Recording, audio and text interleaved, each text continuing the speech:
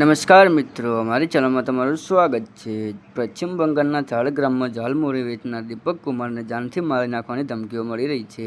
દીપકની દુકાનમાંથી વડાપ્રધાન નરેન્દ્ર મોદીએ બંગાળ ચૂંટણી પ્રચાર દરમિયાન ઝાલમુરી ખરીદીને ખાધી હતી। આ ઘટના પછી દીપક કુમાર ચર્ચામાં આવ્યા હતા। દીપકે જણાવ્યું હતું કે તેમને પાકિસ્તાન અને બાંગ્લાદેશથી ફોન આવી રહ્યા છે।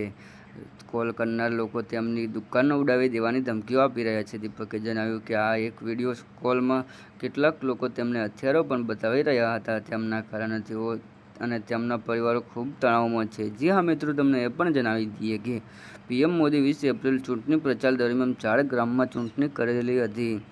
રેલી રોડ શો દરમિયાન તેમને દીપક કુમારની દુકાનમાંથી ઝાલમુરી ખરીદીને ખાધી હતી। પીએમ મોદીએ દીપક સાથે થયેલી આ મુલાકાતનો લગભગ 40 સેકન્ડનો વિડીયો અને ફોટા પોતાના સોશિયલ મીડિયા એકાઉન્ટ પર શેર કર્યા હતા। જી હા મિત્રો, તમને એ પણ જણાવી દઈએ કે પીએમ મોદી રવિવારે પશ્ચિમ બંગાળના પ્રવાસે જતા ઝાડગ્રામમાં તેમણે રેલી કરી હતી। આ દરમિયાન રસ્તામાં તેઓ એક દુકાન પર રોકાયા હતા અને ઝાલમુરી ખાધી હતી। ઝાલમુરી બનાવતી વખતે દુકાનદારે પૂછ્યું કે તમે ડુંગળી ખાઓ છો?